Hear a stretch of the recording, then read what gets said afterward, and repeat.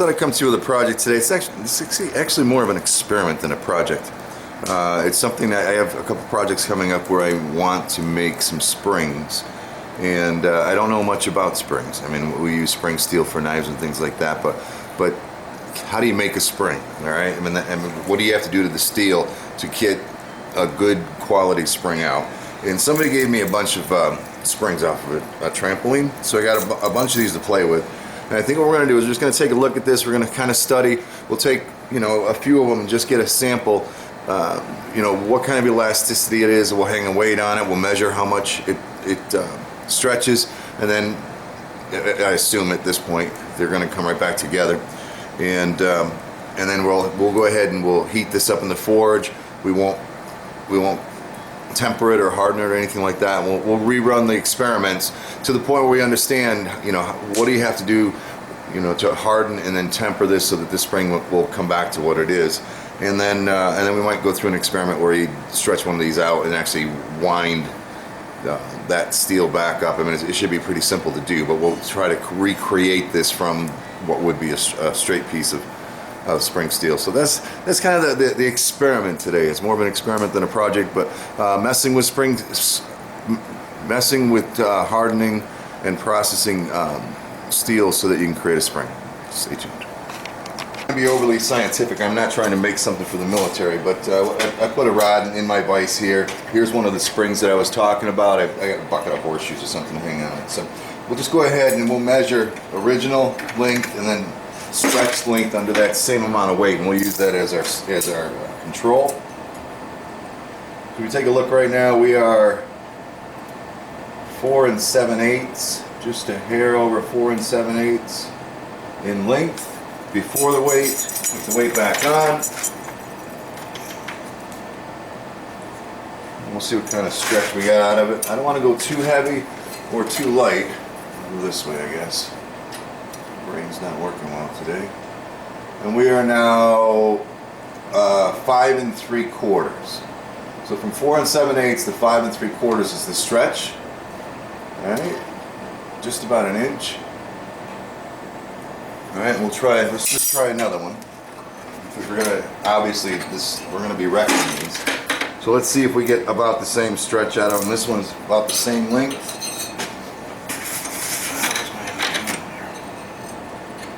Original length. We'll stretch that one out. Unfortunately, man, it's not brand new stock that we're playing with, but it's not bouncing. This one is 5 7/8. We'll do one more here. It's in about the same condition, same length, like that.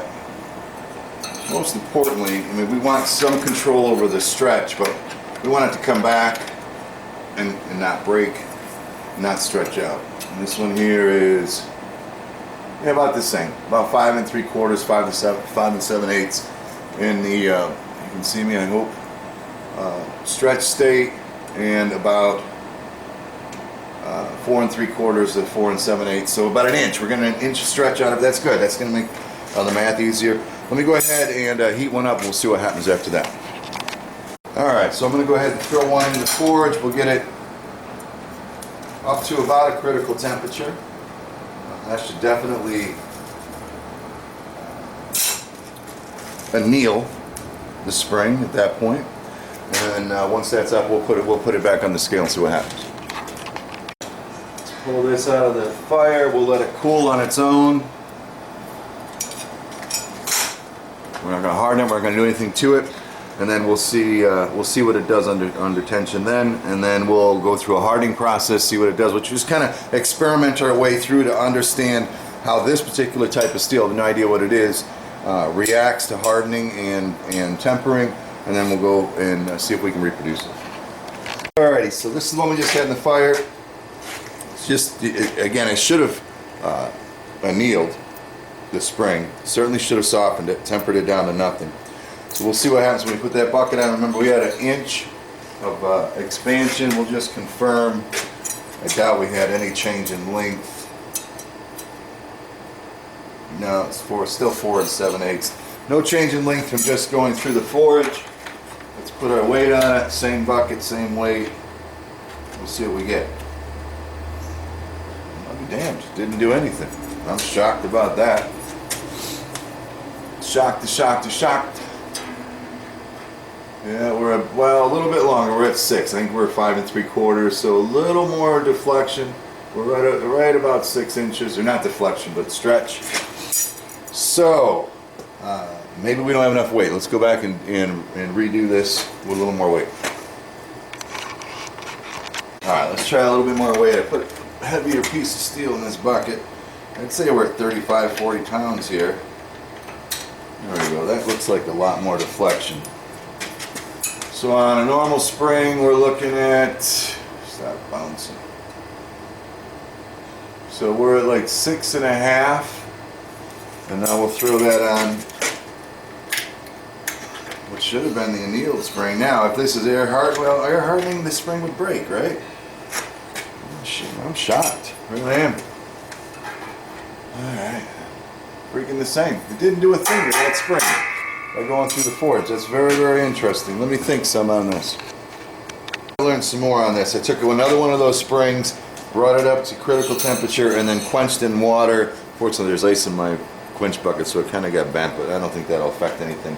Again, everything, I'm shocked this one didn't stretch and stay stretched. We probably don't have enough weight to do that, but let's put that same weight on this one that's now hardened. I would expect it. Never mind. I guess we don't have to do that. I was going to say I expect the thing would break, and I didn't have to put the weight on it. Just, yeah, it breaks like that. So, I mean, that's not surprising, right? We expected that kind of thing to happen. So, it's just a function of coming up with a test of elasticity rather than me just pulling down on it, or stretching anyway. I'll be back. This again. That's where sometimes I get myself into situations that are just unbelievable. So I made this little stretching tool here. So I'll flip this around. Really not. Let me get it in there. Put it in there like that, and we'll bring her back. Hopefully nothing blows up in our face. I'm going to kind of keep that down. And that way we can stretch it to a particular length and then test it against the other one. I'll use a glove here, and I might throw a over here. So I might actually throw a face shield on for this, but we'll see. Stretch it. Till something breaks. Anyway.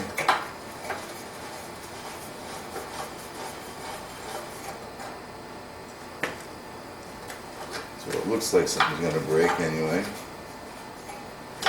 Oh, mother freaking thing could just take right off. I don't know. Alright, that's as far as they're going to stretch it. Because the hook is starting to give way. So we'll mark where the hook is, and also mark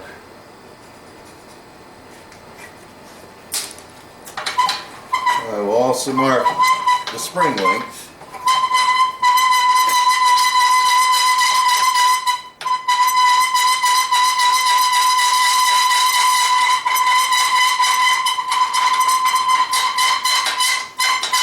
Noisy little sons of a pup anyway.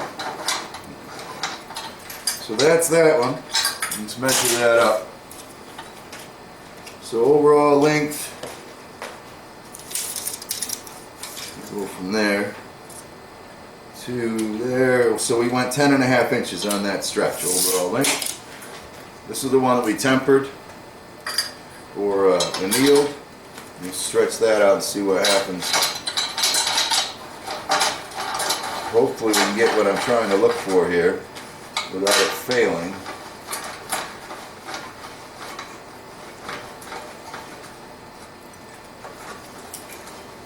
If it does, I'm going to be done with this video because I'm sick of playing with it. I'm afraid the ends are going to fail.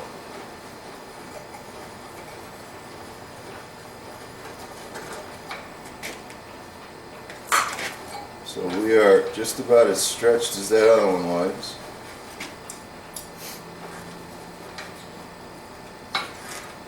And we'll come back.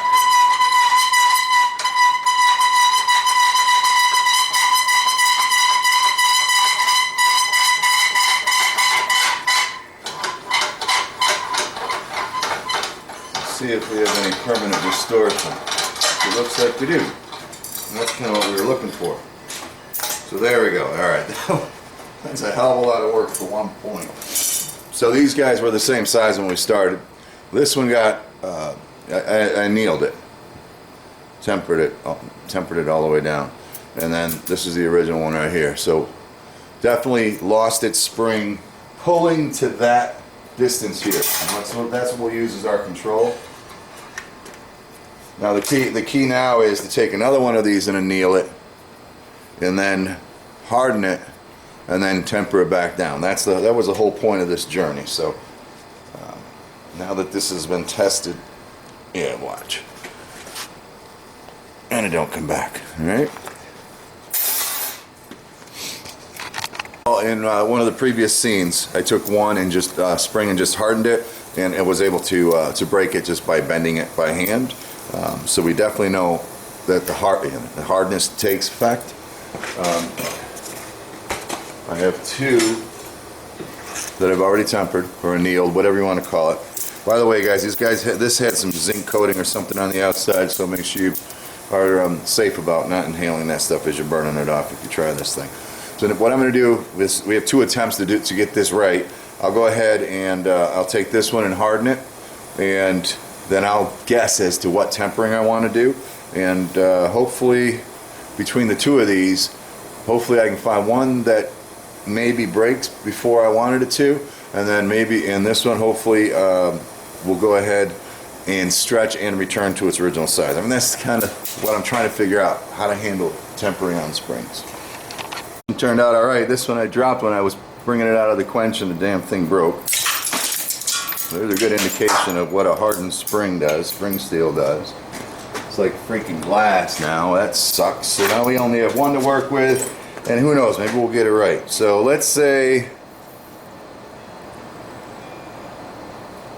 that we clean this thing up carefully without fracturing it, and then we'll bring her down to, let's bring her down. We don't want to go blue, I don't think, but just a little past brown. Let's see what that does. Changed my mind on how I want to approach this, and I'm going to throw this in. I have a broiler type oven here.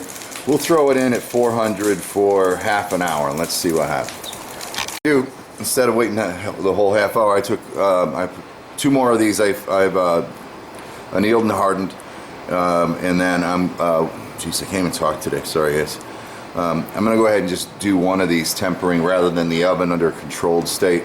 I have the other two in the oven. We'll do one at half an hour, one at an hour, and see what happens. This one here, I brushed up a little bit. I'm going to go just on color. I'll put it in the propane forward, so I have a little bit more control.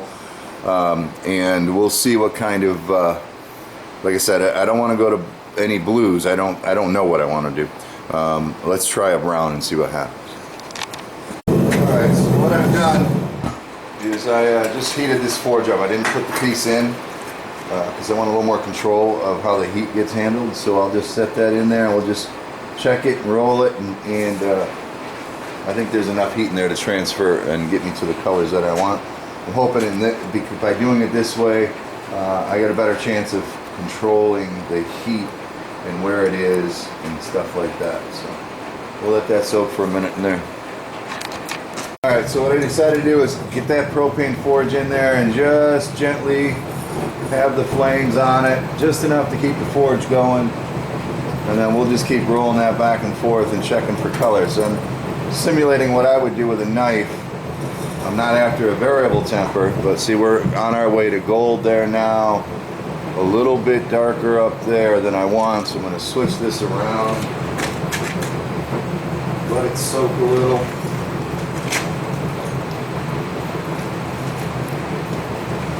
Try to keep it out of the main heat. Off to the side here or something. Off to that side is fine too. I'm not trying to get to a brown. There we are. So if you take a look, we got a little purple out here on the end, but kind of brown and golden brown in there. A little past brown here. I'm not going to go any more heat than that, because we are right, if you can see it or not, but right on the edge where things are going purple. So I will lock that in.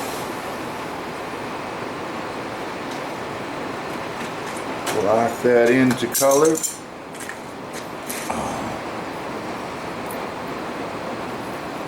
And we'll see what we got. Let's go test it. Alright, so we saw with the hard one, just slamming it on the anvil was enough to cause it to break. So let's take this one, and I'm going to get a face shield, I think, because I don't trust this stuff at all. Who knows what's going to fly where. Safety third. Because like I say, you can't make nothing if you're dead. So we'll put this on like this, and we'll give it a go. So yeah, we're trying to come up to this length. Last time we did that with the anneal piece, it did not come back to shape. We really don't want anything to break.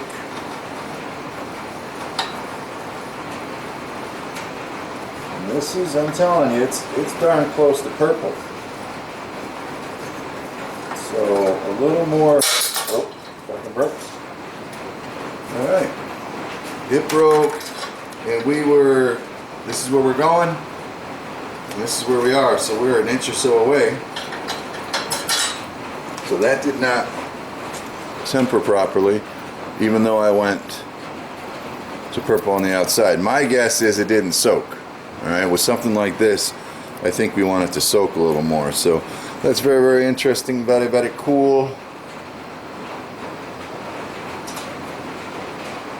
Yeah, I wasn't in the frame yet, I was. So I bent that and it broke. I just wanted to make sure there wasn't like a fracture or something in the spring from the quench. I'm not certain of that, but I'd say that was a good test, but that's not good enough for tempering. Half an hour. This one here got just brown, a little past brown. It's hard to see because I just cooled it down in the quench. But it's like a past golden into a brown color in there. Hopefully you can see it somehow. But let's see what happens. And that's what we're here to do. See what happens.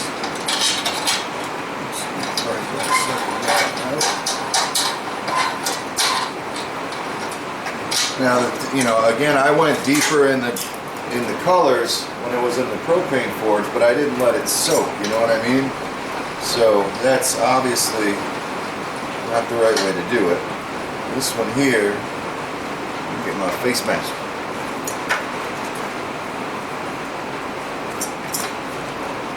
Having a half an hour of soak in there.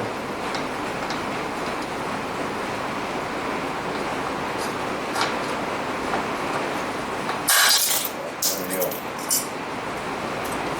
They scared me. So there's a half an hour soak. Then oddly, both ends broke off. Very, very interesting. So not quite enough to make that happen. Yep, there she goes, snaps in my hand. So that's 400 at a half an hour. I got another 15-20 minutes I can put into this, and hopefully that'll be enough to bring that temper in. I doubt you're going to be able to see this, but while we're waiting, this is the grain pattern of the hardened piece.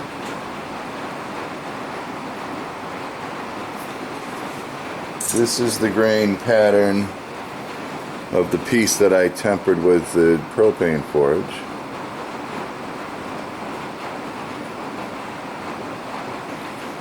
This is the grain pattern of the piece that was in the oven for half an hour at 400. Where am I?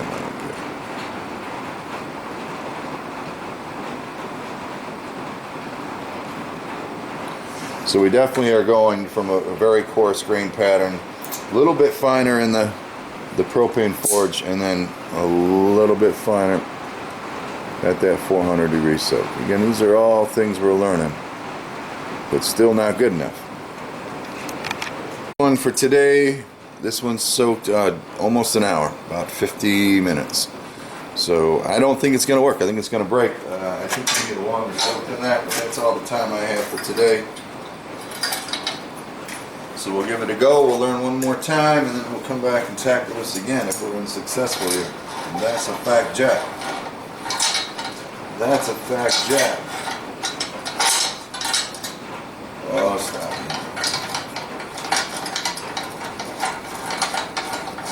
In there, we're in there. Yeah, here we go.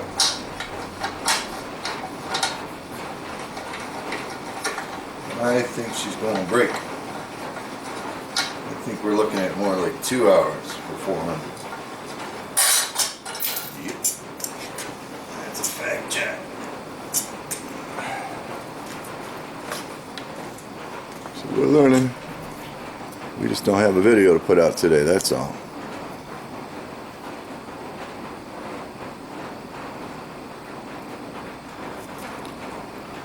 We just don't have a video to put out today. Well, I'll see you tomorrow. I'm back on the spring project.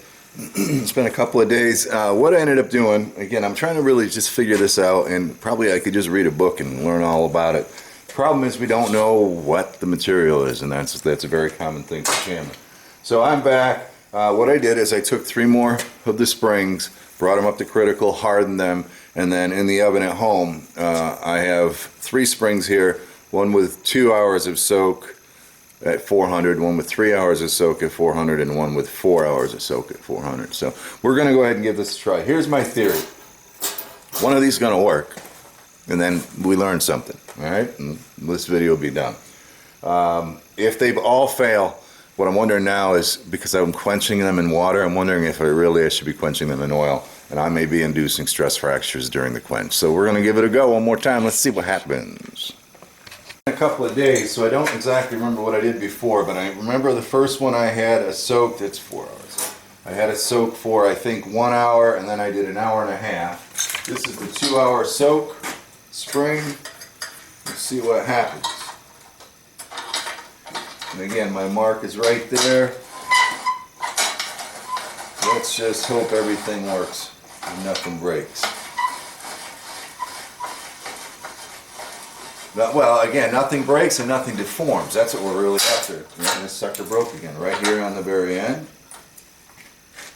So there's 2 hours.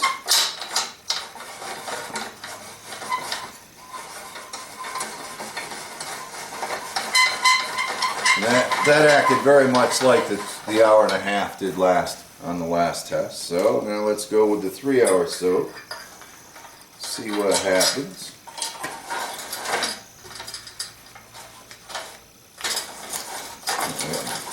Going the wrong way, that's the problem.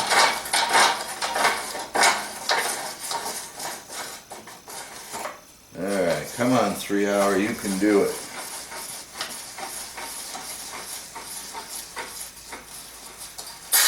Nope, broke. I think my theory is going to prove true, that I am not supposed to be quenching these in water. Son of a gun.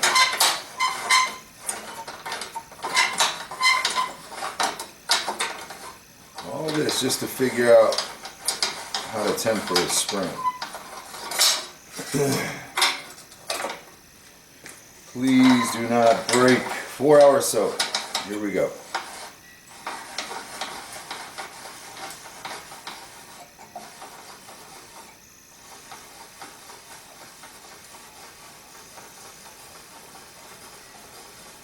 Boy, we're getting fucking close.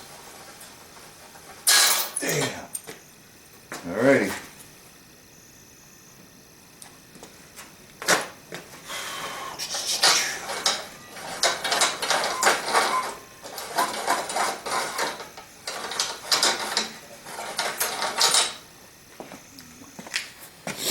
And there we have it. 4-hour soak.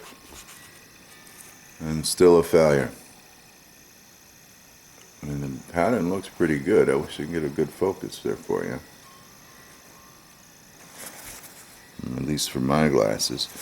It's getting close. Yeah, but look.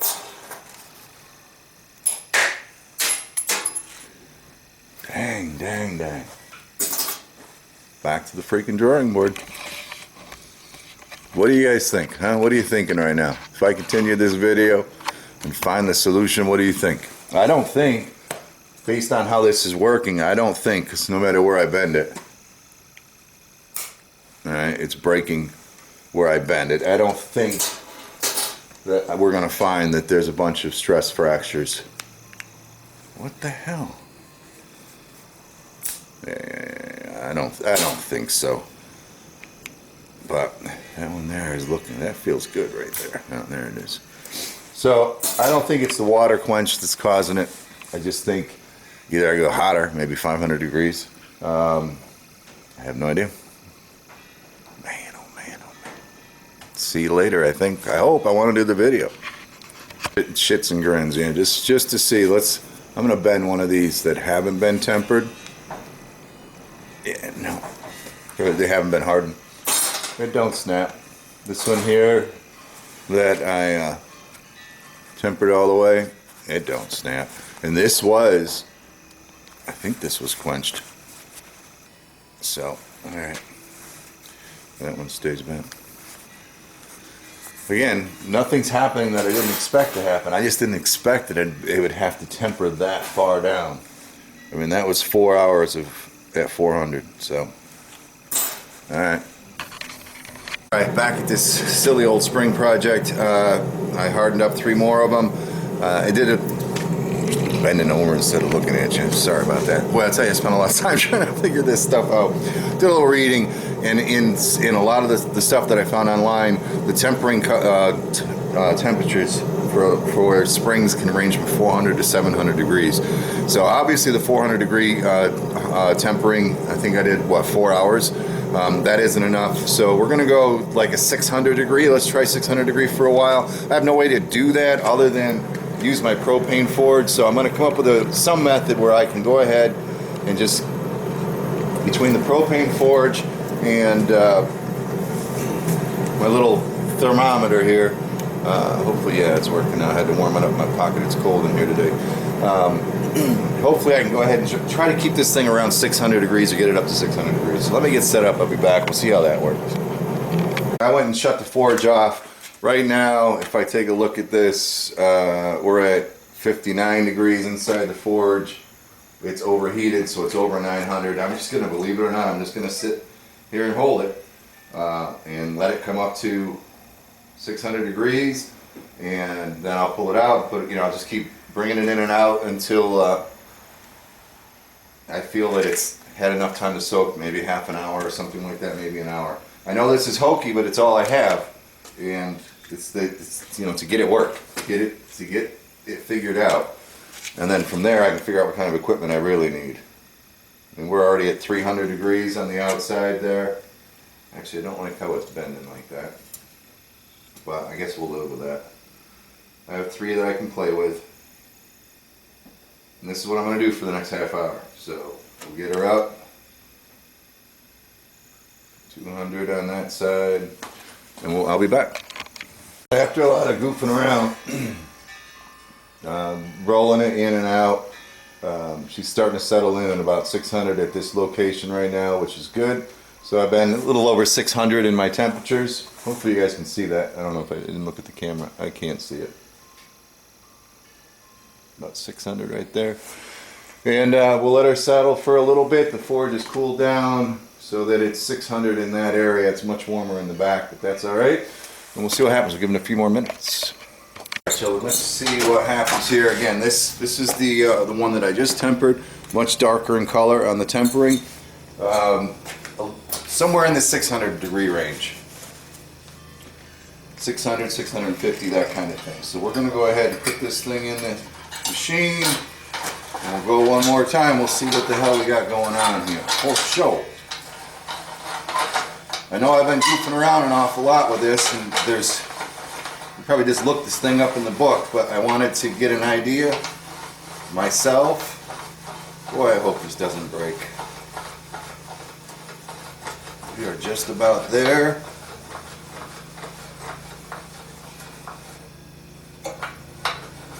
forgot now if I marked here or where the spring is. I think I marked where the spring went. And that's it. We are there at that point. That's what I'm going to call it. That's awesome. All right. Now, again, 2 parts to this. Let's hope this is going to be good when we get done. It's making noises. The one we had fully tempered, once I stretched it, it didn't come back. So let's just bring her back and see what the heck we got going on now.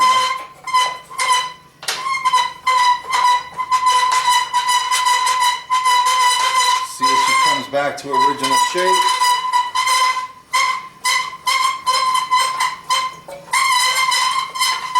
How's that in your headphones? Boy, that looks pretty damn good to me. Boy, that looks pretty darn good. Yep, I'd say that's it. Very, very, very cool. All right, bend it. She comes back. This bend was already in there from tempering it. Oh, oh! I hit the fucking camera. Hope I didn't fuck my lens up. Interesting. We're not quite there. Dang.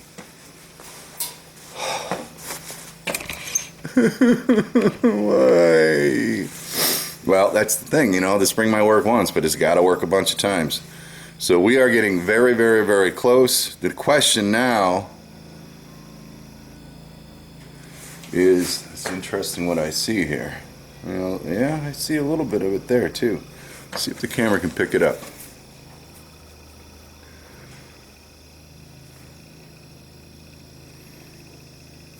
Just get rid of the light here a little bit. If you see that darkness on that outer circle? I think that was stress fractures from the quench. I think oil. I kind of figured oil was the way to go, but I wanted to work on that tempering. So I'm very, very pleased with that. I'm going to run through the tempering one more time. From now on, I'll harden these in oil, or this particular steel anyway. I figured it was oil hardening, but I wanted to test to see if it was stress fractures or what that was causing the original spring breaking. But definitely 600, maybe 700 degrees. 600 in that range allowed me to expand the spring to the distance that I used under my test, under control, and allow it to return to its original size. However, there is the appearance of, I would call that a stress fracture. I mean, you can see the color.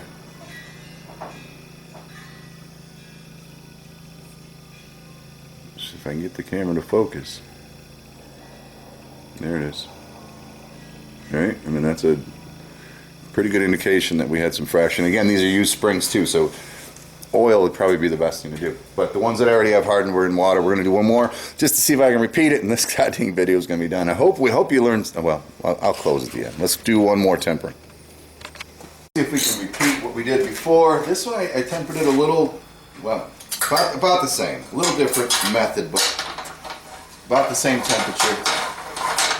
Let's compare its length. Let's compare its length to this one. Yeah, it's relatively the same length. And let's stretch her out, see what happens.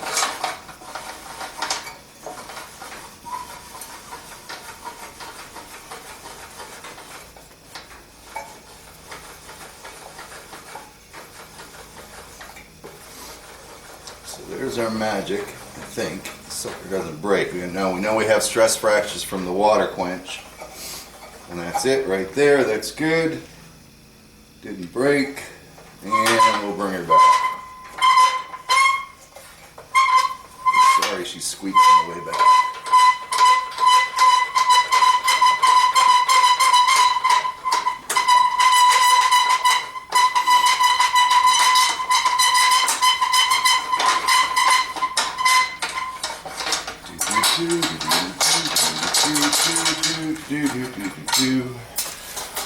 And we have no deformation. Alright, so definitely going to oil quench these for sure. 600 degrees is what I had to go to, somewhere in that range. Of course, it wasn't very controlled. I think it's time that Chandler find himself a kiln. I think it might be time to do that. So, holy mamas. Jeepers creepers, a lot of work on this one. Hope you guys enjoyed it. I certainly have learned a lot. And again, this is just one type of spring, but I had a bunch of them to play around with. I mean, look at the freaking mess I got here. It's just all of that trial and error failures. All right, trying to figure out how to harden and temper springs. You know, you can read all about it, but you got to know what steel you have, that's for sure. And this is a process that I went through just to kind of work it out, because I do want to make some things out of some springs. So I hope you enjoyed it. Catch you on the next one. Hopefully I'm going to be doing it today. I have a branding iron I need to make. So sorry that this is long and boring, but hopefully there's good information and good trial and error, and we're able to reproduce that same effect. So that's good. Take care. Catch you on the next one.